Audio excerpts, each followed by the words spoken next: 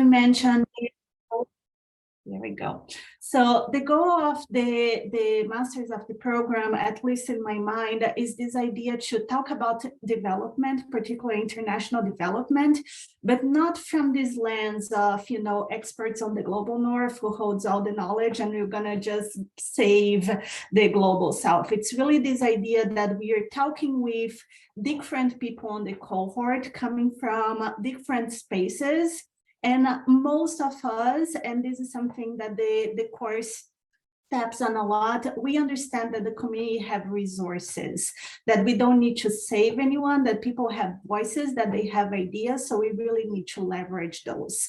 I think that that's one big thing about the program itself. And then it comes another thing, which was the inspiration of Professor Scott on two of the courses that we did, which was participatory planning and then activism. And I highlight those because I think through those we could see that leveraging the voices of the people to solve their own problems, it's something that really can be way more powerful than developing programs and just trying to push them down on people. Developing this idea of being participatory, of developing people's activism, of developing their desire for advocacy and for solving their own problems. I think that that's a bit of what we tried to build when we decided to create the case studies and look within this lens on what advocacy means and what it means for someone who may even already do some other sort of work to enter into this field of advocacy. And I'm introducing myself a little bit. My name is Mayara Guiar. I go by Mai. I'm Brazilian, born and raised, and I live on the US. So a big thing for me on this practicum, which was a piece of this project, was I wanted to talk about some example of advocacy that was not based here in the global north. And I think we did a great job on that. We chose 3 very different regions. And we tried to see things that would be able to be translatable, that people in any part of the world could just get some of those tools, maybe not all of them, but at least some of them, and translate to their own organization or projects. So the project that I ended up looking at, it's an organization called Nossas Cidades, Nossas, and I'm happy to just share the website over here in case any of you are interested in looking at them later on. So I was very torn actually when we decided, well, what we are going to look at in terms of the case studies, because there are so many organizations doing so many good things in many different levels. But I decided to work and explore Nossas a little bit more because I think it's a very innovative organization. The organization started some 10-ish years ago. It started small with this idea of a Brazilian entrepreneur that she was very frustrated about the fact that people relied way too much on politics to do any sort of change. So she really believed that there had to be something outside of the electoral process for people to do, for people to feel empowered to move their communities. And she also had this understanding that it was not necessarily about the big things. People don't know how to go to solve corruption or to solve the fall of democracy, but they know about the small things. They know about how they want to save a little park near their city or how to save a little school, things like that. So that was sort of the beginning of the organization that expanded. It started in Rio de Janeiro with a small project and eventually became a big network throughout Brazil. And the idea of this project is really to leverage technology for advocacy. And by that, I mean, you probably already saw or have been a part of some signature collecting tool that we're going to go to a policymaker to try to create some change. And this is the crux of what Nossas do. So basically, they have this online tool where any citizen can just create a campaign and they can use the resources from their website to try to leverage the campaign and to gather some support for their campaign.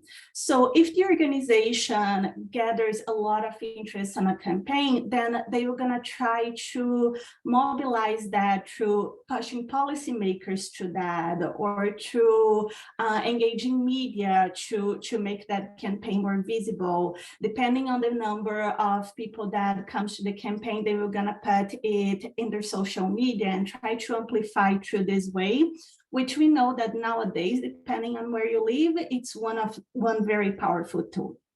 So because the organization became somewhat large and it's very open for anyone to create their own campaign, one of the challenges that I had was choose which campaign, because they do have amazing stuff that they are doing. And the one that I chose was related to COVID-19.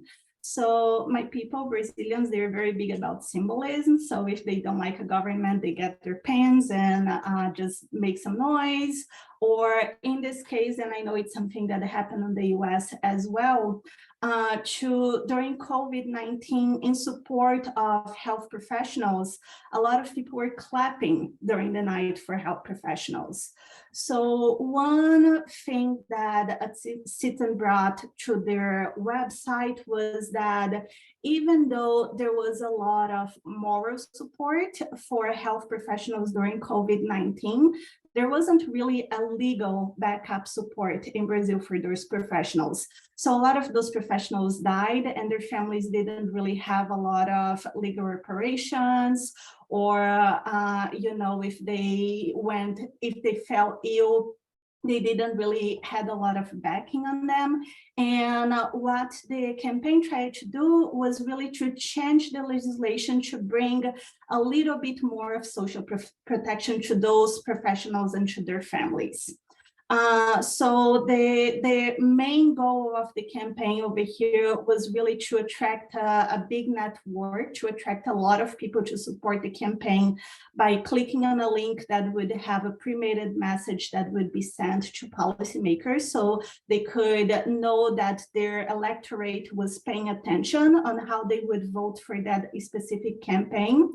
And then on the side of this, the organization itself started working with artists. That was this big stand-up comedian who started supporting the campaign and talking about it a lot during his TV show.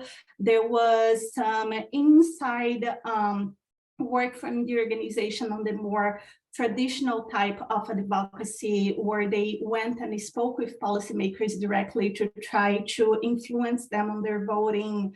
There was some media engagement where they tried to explain to the media the importance of this work and things like that.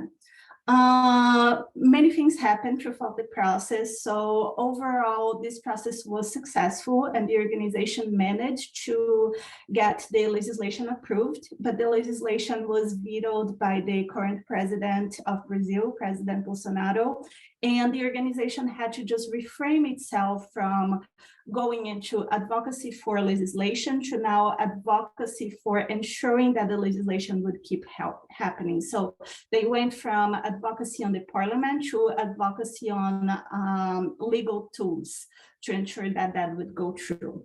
I wish I had a great end of the story and say that all has been solved and the legislation was passed.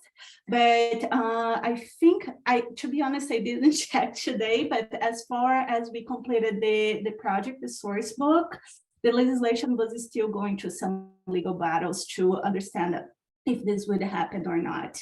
But I think this is a good example of, advocacy really can be leveraged by anyone and can have many different shapes.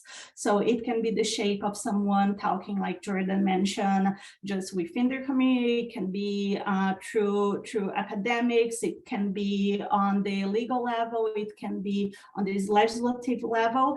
It can have many tools, including technology. It really depends on what's the goal of your organization. That was terrific, Mai. I just want to jump in to say, think about, if you think about the story that Mai just told, right? Think about the role of failure. We often think that we're motivated by one success after another, and advocacy promises you no success, But what it does promise you is that you will learn from often failure, and it can be a magnificent failure. But at the same time, every time you fail, that opens up new avenues. In this case, it was shifting from one kind of advocacy to another kind of advocacy. So when we say that advocacy is a process, right, it's that point of understanding where you want to go and being very strategic about it. When you're very strategic about it, you don't take failure as an end to the story. You take failure as the next step, and then you figure out where to go from there. Is that about right, Mai? Yeah, absolutely. I just have one thing I could add to that too is, so we chose different case studies to analyze, but then we also had various organizations and guest speakers share about their advocacy journey. And one thing that I just also feel like was a common thread is we often heard that sometimes some of the biggest, most like catalytic moments that made a campaign or made something move forward were things that you could never have mapped out or predicted from just the first day that you started. And so I think that's also just being open to learning and just having an open mind. Like I think of Mirror Image. They changed their strategy as they went based on just conversations, people they met, and the environment that they were in that brought about, I don't know, just moments that made them kind of redirect their course that they never anticipated when they first set out on their advocacy journey. Jordan, you might just tell really quickly that story of mirror image arts. I feel like you'd probably do a better job. My memory's so bad. I want to do it justice. Are you able to, Professor Scott? Sure. Okay. So Jordan was just talking about an organization here in Colorado called Mirror Image Arts. And one of the things that they do is they work with the school to prison pipeline in Colorado. And that means that literally a whole large amount of the youth here in Colorado end up in one way or another going to juvenile hall or even to prison. And school is not actually helping. It's actually part of what ends up getting them there. So they work on that. They work on that by actually working with those students in prison, those children and youth in prison. And in one of the times that they were working with the youth in prison, this one kid was getting out. I don't remember how many years it was. It was like 5 years or something like that. And they were asking him, well, aren't you excited to be getting out of prison? Now you can restart your life.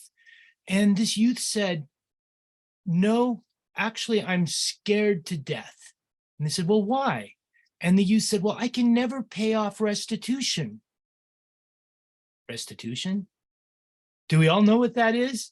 Right? Hopefully we haven't had to do it, but restitution means that this poor guy who'd been in prison for 5 years was going to have to pay back to society an amount of money that gathered interest every year that he was in prison. And so the person from Mirror Image Arts said, well, okay, what does that mean, right? Well, how much do you owe? And the kid wrote down something on a piece of paper, and she said, no, you have one too many zeros there. And he said, no, that's it. It's really $200,000. And she said, what? You have to pay back $200,000 for the time that you were in prison, right? If you think about it, that's just crazy. How can someone who's missed out on school, who's missed out on training for jobs, who's going to have trouble competing in the workforce, possibly pay back $200,000? So Mirror Image Arts said, okay, this just doesn't work. We can work with these youth all that we want to make them feel capable and able to reintegrate in society, but they can't. Not when they owe $200,000. So what are we going to do about that? And that led them to advocacy. So Mirror Image Arts is now working with the legislature in Colorado to try to make restitution more just. And they've been able to author several pieces of legislation. At this point, I don't think they've gotten them passed. It's a very complicated story, of course, because restitution is there for some reason. But here's the other thing that I learned about that through them, right? The restitution, who gets it? Not the people who these youth committed crimes against, the insurance companies. Whether or not the insurance companies paid out, they're the ones that get restitution. And only 35% of what's owed to them from restitution ever gets to them. But imagine what an incredible lobby we're up against to change this, because the insurance companies see it as another source of income. Anyway, it's a tremendous story. Mirror Image Arts was one of the organizations that we had speak to us. We had a number speak to us throughout the time. In the end, by the way, of the 8 case studies, Jordan talked about one Mapuche from Argentina, the Hunger Free Colorado from Colorado. There was one other media case. What was that, Jordan? Do you remember? Was it the I Am movement, a documentary from Mexico? I could look it up. No, I think it was the climate change documentaries in Trinidad, in the Caribbean. Yes. As Mai talked about, for Citizens Voice, we saw Gnosis, which Mai told us about. We had a case that's part of my case studies about working against a dam on the last free running river in Mexico. And one other case about how do you get participation, how do you get advocacy working with communities that want to get electricity in Kenya. And then the third case, the third set were on partnership. Unfortunately, our partnership people weren't able to join us today. But one was about the TAK movement in South Africa, which was trying to get treatment for people with HIV/AIDS.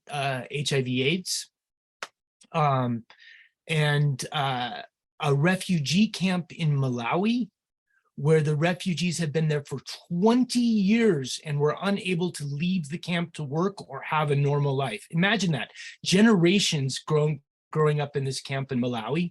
And by bringing together groups, they were of refugee organizations, they were able to start to change this. And the final case is about working against corruption in Uganda. And it's a group of organizations that have started to overcome corruption. So I just thought I would finish that off by at least giving you an idea of everything that's in the source book. We would love to have questions, whatever interests you in this. So Molly, back to you. Yeah, I actually had a question. You had mentioned, Mai and Jordan, that the use of technology is often used in a lot of these projects, and it's a special tool, or it's a very important tool for advocacy. And I was wondering, you had mentioned failure earlier, so was there any obstacles you had in with technology, using technology as a tool, and how did you guys overcome that with your programs? I'm happy to start that from our perspective. So again, and then Jordan can chime in. Again, my case studies was focused on citizen voices, on how we could leverage citizen voices and make them important on the decision-making space. And when I asked the organization NOSAS, I spoke with some people inside there and I asked them, what's the biggest challenge that you have? Because, you know, with technology, you're just dealing with these large amount of users that usually you're coming to us from social media. And I assume that managing the interest of those users would be the biggest challenge. But what they told me that this is a big challenge, but within that, actually managing the amount of information that we're going to send to people was the biggest challenge. Why is that? One is because they wanted to be transparent throughout the process and to keep people informed. But in today's reality, where everything is quick and interest fades rapidly, they were curious about what's the right level of information that they could send to people that they would feel that they are part of the process without feeling burdened by the process. And this became especially a challenge when the veto happened, because until then, we were like, okay, we have been through this long process and we finally had a win and we communicated this win and people were finally feeling like their voice had an outcome, but now we need to go back to them and say, no, you need to keep your advocacy going. So how you do that? So the challenge on when and how to communicate things and the amount of information that they would distribute it was something that they told me was a big puzzle for them to solve. Yeah, I think mine answers a little more higher level of just the initial challenge of deciding which tool will be best reach your audience, who is your audience. So is social media your best bet? Is radio? And then I think when it comes to social media, a common challenge is deciding whether or not that if you want to join a social movement. When you join a social movement, that isn't necessarily what, I guess I can't think of one off the top of my head, but when you join a social movement, a lot of other just stereotypes and whatever that movement stands for kind of transcends and becomes a part of your advocacy movement. And so that can be complicated and that can cause challenges down the road. And so if you are using social media and you do want, there's a lot of power and just you can expand your message by joining a movement as well. So there's pros and cons to it, but a challenge I think is really you give up a little bit of you can give up a little bit of what your mission or goals are when you take on that of another social movement that may be more well-known and visible. I wanted to piggyback on Maya and Jordan's answer to kind of give a little conundrum. Technology is not going to save you. It's not going to be the answer one way or the other. The question is you understanding the technology you've got. So in the Brazilian case, right, you saw it's the sheer amount of information could actually reduce your message rather than strengthen your message. And in the cases that Jordan talked about, right, you've got most of the Mapuche who are an indigenous people in Argentina living in the rural areas. And so if you really want to engage those communities in valuing their Mapuche residents and citizens, it's not going to be social media probably isn't going to be your answer. So they chose radio. But no matter what you choose, in the end, it comes down to how you frame and how you use that technology strategically. You know, I don't know. I threw up in the year 2000. I threw up, you know, one of the first websites, right? And my website was online, and I think it said hi. Hi. So if anyone logged on to my website, they would get the message hi, right? So I wasn't really framing anything strategically. I was just playing with the technology. And that's the thing, is we need to know, we need to figure out that it's not all about better and better technology. It's about the message, how we frame the message, and what technology helps us best to get that message out. Yeah, and I think coming back to it, which tool works best in an international context, the source book is going to be an invaluable thing to help people with grassroots advocacy. Does anybody in here have any questions that they'd like to ask? How do you get them to engage? We had somebody ask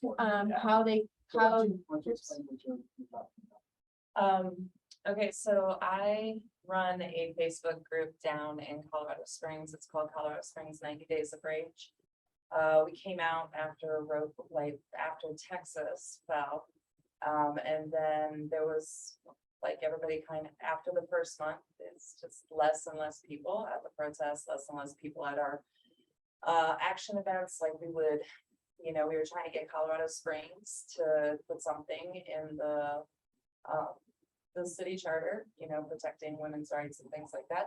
So we would have people show up and take up all the public time so they couldn't do business. So they were taking up all public comments, and it just got less and less to where our last protest, it was me and my co-founder, and that was it.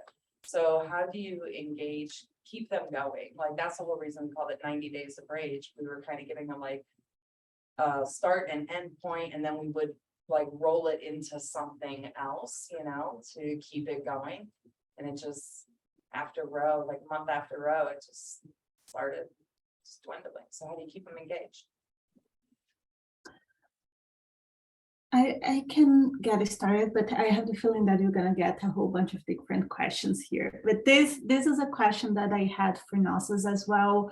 And one thing that they asked me is, depends which sort of engagement you're looking for. Because I think there is a difference over here on, are you looking for people to go and protest and having the numbers consistently, or you're looking for people to consistently be aware of this goal of yours and to be engaged within the platform? So I think it's hard to find people to be on this rage mode, and maybe, a lot of times this is sort of what you need in some of activism campaigns, but it's hard to keep people engaged, large number of people engaged on the long term for demonstrations and for protesting. One of the things that we discussed during this course is what makes an activist. So what's this sort of commitment with the movement or with that project or with that legislation that you're trying to pass on? So I think the first thing is to look internally. So what's the goal? What's the people that we want to engage, and at what time? So maybe you just want to engage a cohort of 10 people who are gonna, consistently be helping your organization or your platform to grow. And then whenever you have those moments of protest where you really need the number, you're gonna be able to leverage that, but you not always get this very large amount of people showing up. I love the way Mai started by reminding us, right? It's rage, it's anger, it's emotion that gets people started. But part of our job as advocates is to turn that emotion into action that makes a difference. Some of that will be protest. I totally agree with you in this sense of, I don't understand why people aren't still out in the streets. Right? I want to see the 1 million person march again. I want to go and I want to express how I feel. But there's a moment for that. And then there's a moment where people need to have ways out. And part of your job is to move beyond the Facebook and the anger and so forth to things that make a difference. One of the things that we saw in the Trinidad case, which we didn't talk about very much, is they produced this documentary on climate change in this little country that's going to be, sinking under the ocean. And they thought that kids should actually know what's going on, and the country should do something about this, right? But the documentary only could make people afraid. How do you move beyond that? How do you give people something to do? And so they started having dialogues with the students, with the kids who were watching this documentary, and the kids wanted to do something, anything, right? And in wanting to do that, they started all of these student projects, everything from planting trees in Trinidad to making to pushing for policy to change the way that the government was preparing for climate change in the country, right? There is nothing that is hopeless. And so some of your job is to send that message. There is nothing that is hopeless. There are things we can do, right? Right now, most organizations that are concerned with abortion rights are organizing around the elections. And this is a real moment that if we don't take advantage of it, we're going to end up with a lot of legislators who are not going to be able to change what has happened. And we'll need other strategies to do it, right? Now is not the moment to be using the courts. Now is not the moment, really not the moment to be using the courts. So the question is, how can you make people feel that there's something that they can do? And one of the things that Mai was saying in her case study, right, is people in Brazil didn't feel there was anything they could do about the healthcare. The government of Brazil was ignoring COVID and saying it wasn't important. And at the same time, health providers were dying, and there wasn't the healthcare people needed, right? But there was something people could do. And so that's your challenge, is to find the things that people can do, but it's not all up to you. Can you use your Facebook to really push what are the things that we can do? What are the 5 things we can do in the next 5 months? 5 things for 5 months, right? You frame it, you get people talking, and you don't just look for the answer yourself. You engage people in finding the answer.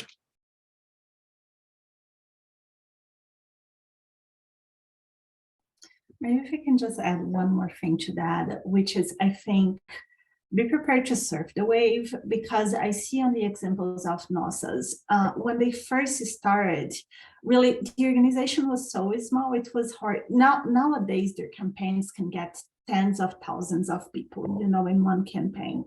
But when they started, the big thing for them is they had a consistent pool of organizers. And that doesn't mean that they could bring 2,000 people to a space, but they could easily bring 100 people to a space.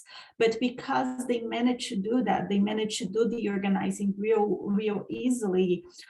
Whenever they saw the opportunity, whenever there were riots about corruption countrywide that leveraged a need, then they saw that opportunity and they managed to surf the wave. So I think when we think about advocacy and activism, we think about these large pools of people protesting. And I guess that what I learned with this is, yes, that's important, but having people who are consistent may be more important, and making the connection so people know that you can bring that base, we're going to be even more important. We got people who are going to remember of your organization, of your group.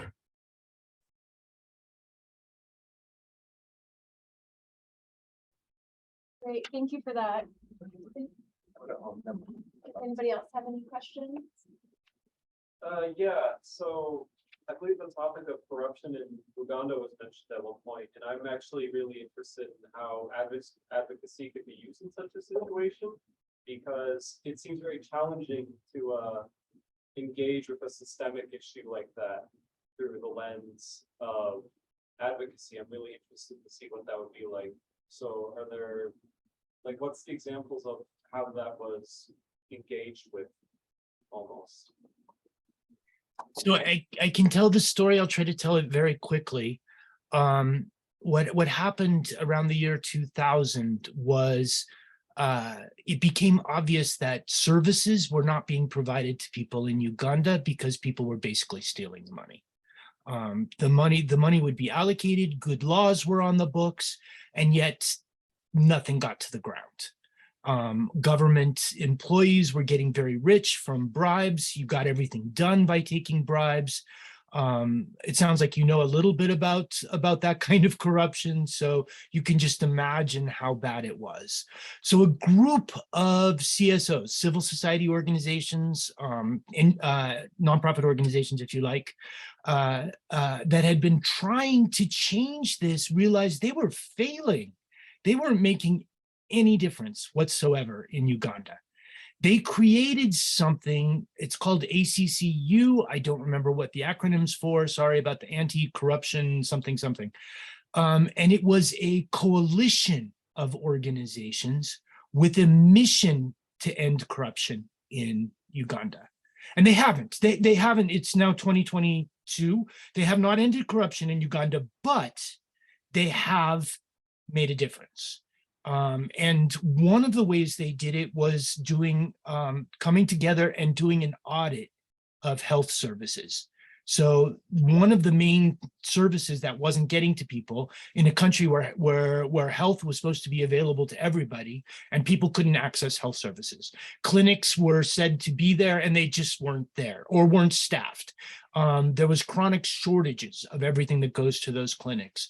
So in 2017, they did an audit of the health services where they worked with hopefully non-corrupt people within the government to audit where the services were coming, where they weren't, where things were missing, right? So that actually focused on where the government needed to change, where it needed to put its energy. Things did get better. Did they get better enough? Did they end corruption? No. But one of the ways within civil society, it's just one of the ways, is to shine a light. And you need to shine a light in a way that you have evidence.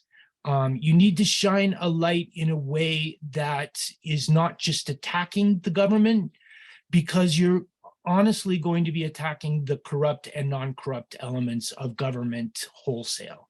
So you need to focus on where the corruption is the biggest problem. That's what they did. It's called a health policy audit. And it's one of many of their strategies, but it's one that was effective. Did that help?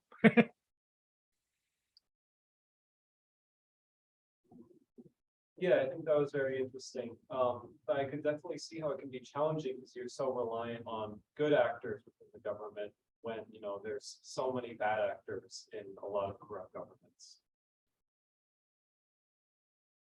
I'm afraid that as long as we'll have governments, we will probably have corruption, but we can certainly do something about it. We can certainly make it better. And I think empowering the people, that the people have the power, but we forget that. And just that shining a light all you need is a chispa, like a little spark, and something can start on fire and catch, and that public pressure can create change overnight at times. I love that, Jordan. And everyone here, I imagine we've all been thinking about how change is coming in Iran right now at an unexpected moment, how amazing it is. And it's coming in a country that is so closed, that has a political system that is so closed that we didn't expect it. And I think that's overall one of the messages that we feel comes from the source book. It doesn't matter whether you live in a dictatorship or a democracy, you still have power. Now, how you find that strategically, how you're able to find a voice, how much you're able to change, of course, that's very different. But it is possible to make change anywhere.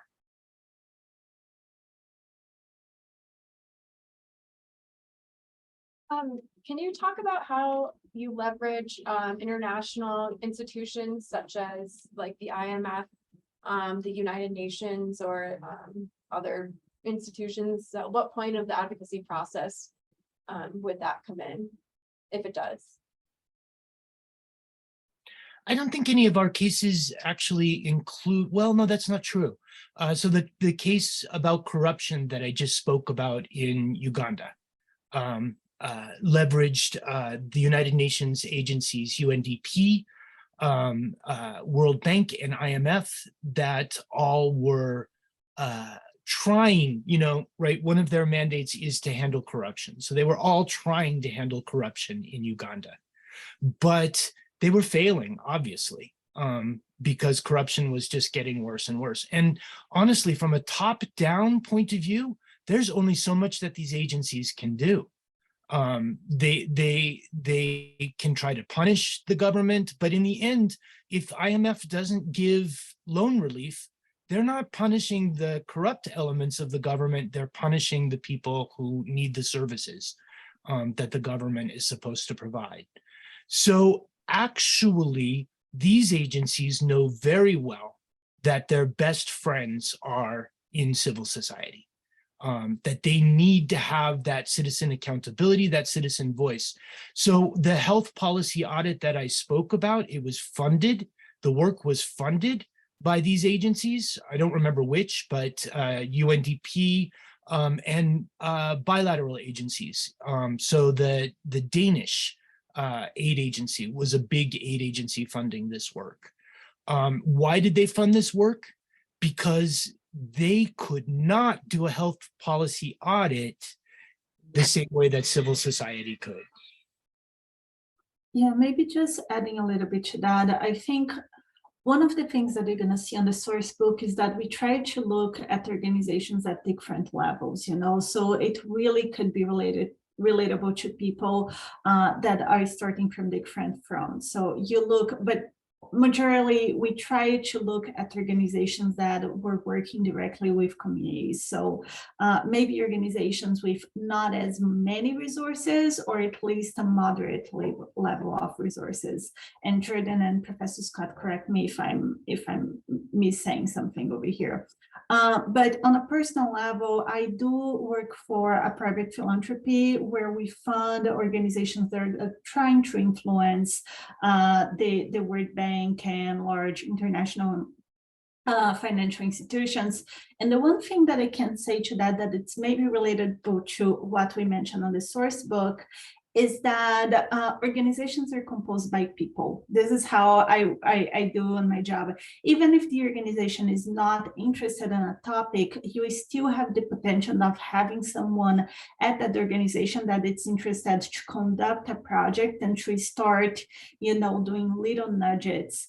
And it's quite frustrating for me, to be quite frank with you. Most of the time, I have no expectation that my work will gonna change the structure of the World Bank.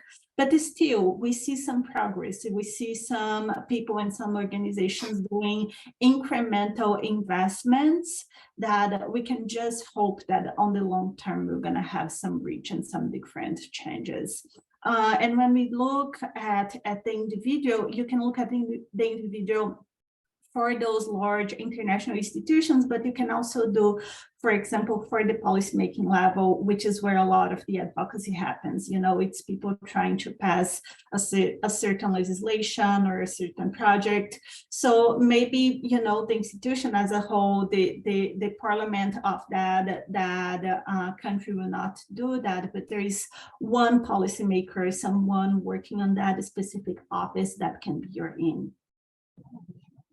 Yeah, we also did, I feel like we did see or hear a good example of this too from a guest speaker. I think she was from the American Jewish World Service, AJWS, and she, the way that she presented it, she really broke it down in a way that I was able to process and understand the different levels of advocacy.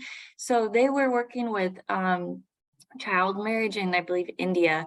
And at the time, child marriage was really seen as a legal issue, and not really understood that the issue was really about social change, norms and institutions that needed to change for girls and women. And so their organization at a very grassroots level, they worked with like local implementers in communities, municipalities, that then spread to a national level of this movement of building off of just what are we learning? What's working in this municipality, in this department?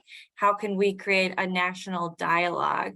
And then when they saw success with that, they brought it back to a common theme we discussed was convening. So AJWS really took what they learned and what their field staff and they were learning in India on the ground and showing, even with, I don't have notes from this, but they had data research to back up, like, no, this is we need to reframe this issue. We're looking at it wrong. It's not so legalistic. We need to look at these social issues for child marriage, and that's how we're going to finally beat this issue. But then, so you have large organizations like Care International or different foundations, that the key is then finding these like-minded organizations, and together you can create this movement that is a transnational, that is a global movement for child marriages globally. So it was really a process. I think this is really unique to see when this is a successful case, and I'm not sure how many of those are out there, but it definitely does happen. But again, it's a process, and it all starts at that grassroots level. So I want to highlight something that both Maya and Jordan are saying, because I think it's really important, and it comes back to understanding what advocacy is, right? If you look at a simple definition of advocacy, it means to change a policy or practice through influence. And most people, especially here in the US, really in a mistaken way, focus on using the courts, using the government to change a law, to change, to win a court case. That's important. But I often think, where would we be if 50 years ago, if instead of deciding abortion through the courts, we had actually decided it through raising people's awareness? Instead of having 50 years of a battle to fight against the courts, if we had 50 years of awareness building about women's rights in this country.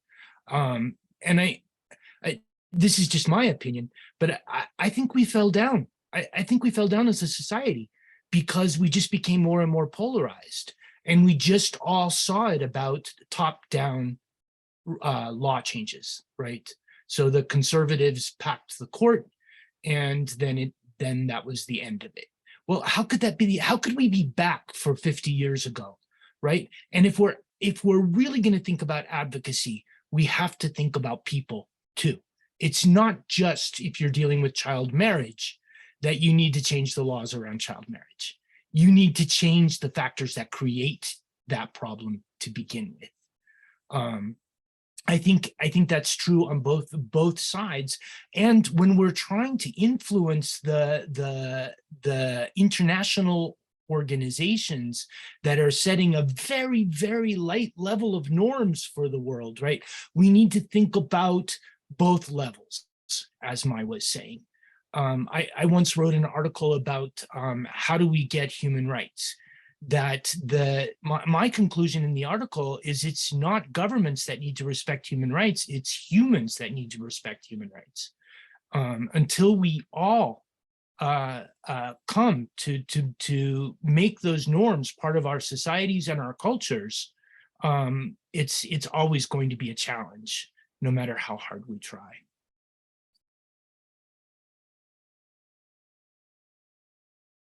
Thank you for that. And I just had a question about, you had mentioned, convening and the importance of, leveraging connections that you might have to make your advocacy more known internationally or nationally.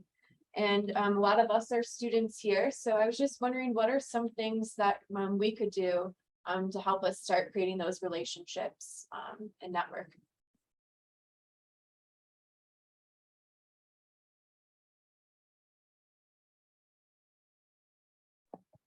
This that's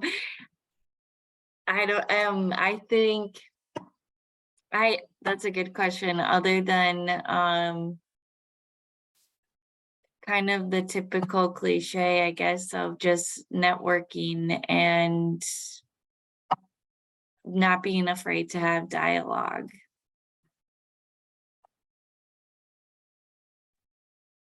I'm going to use a little bit of the example from Trinidad, right?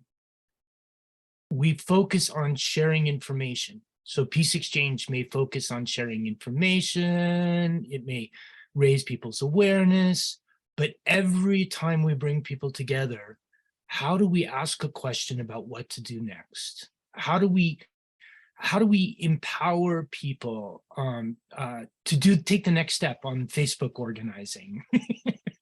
Or, you know, where do we find that kind of dialogue that actually moves the needle? Instead of just focusing on let's learn about how something else was done, it's let's take it seriously what it means to us. That's what we were trying to do with the source book. We were trying to say, look, you can change things. People have changed things. People have taken many different strategies to change things. And so how can you have that kind of discussion that leads to next steps?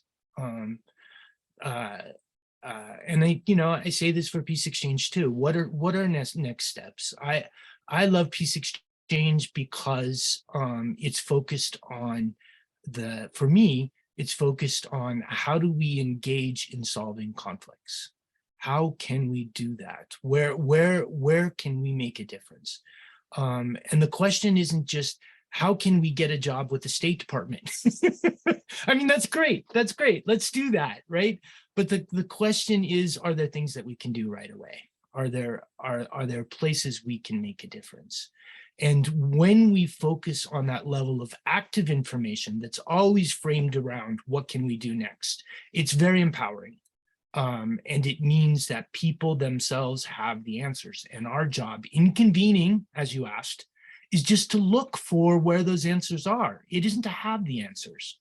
That's one of the things that we've seen. As a matter of fact, I think you guys would have to correct me if I'm wrong, but I think in all of our cases, we saw instances where people thought they had the answers, but they hadn't even begun to ask the questions. Yeah, for me, I'm sorry, because Molly, I'm not sure if I understood the question correctly, so I'm gonna attempt to an answer, but if I deviate, you can just pull me back. But I think a part of the question here is how to keep people connected to those issues and to start their own advocacy. And then it's a matter of how to connect to organizations, you know, the more matter-of-factly being professionals, being students on the area, how they can get it started. So for the first piece, even though I don't have an answer, I think I'm on my own pathway, is still, I think, keep on asking the question why.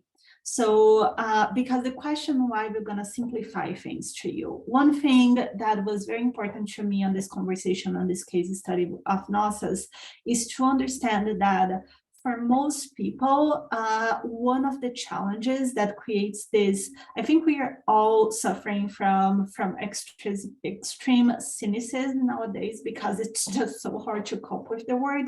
But one of the solutions to cope with the cynicism is if you really just dabble on the questions that you care deeply about. And it's really hard for people to keep on caring about the big issues, you know, because when you think about abortion rights in the US, yes, this is tangible, but it's so big, it's so much bigger than you. But then you ask, why? Oh, it's because I care about this on a personal level. And then you start bringing this closer to home, you know, we start, and this is not to say that I really believe that, you know, revolution is better than reform, but it's hard to get there.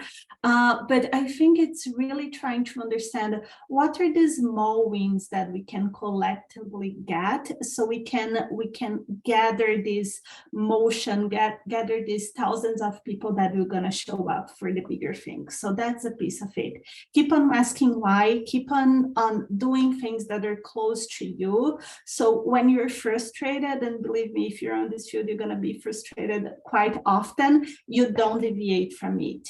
And then there is the second piece of it, which is how do you get into the field? I think a big portion of it, it's just networking, just showing up, and eventually, you know, you're gonna be a recognizable face, you're gonna get the vocabulary, and you're gonna get into the spaces where the decisions are made, to the point that you're gonna be invited to them. I think this is also pre-meritocratic, because this is quite different even for me when I was in Brazil compared to now being in California. I have access to a way more of the decision-making spaces compared to where I was, but wherever you are, there will be decision-making spaces. So just try to figure out what you care about and where those decision-making spaces are, and figure out a way to get in around them. That was exactly kind of what I was asking. So I appreciate that perspective as well. Does anybody?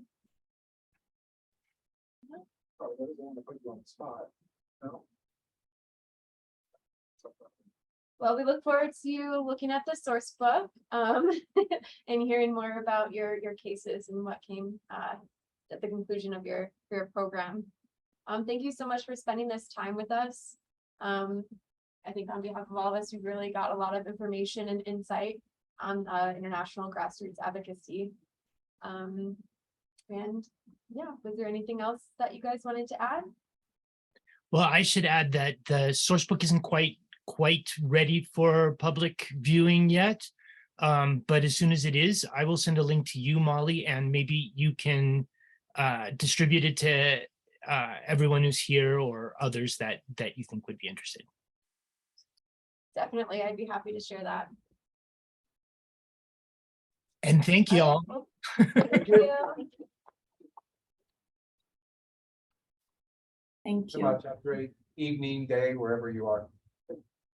Thanks. Cheers.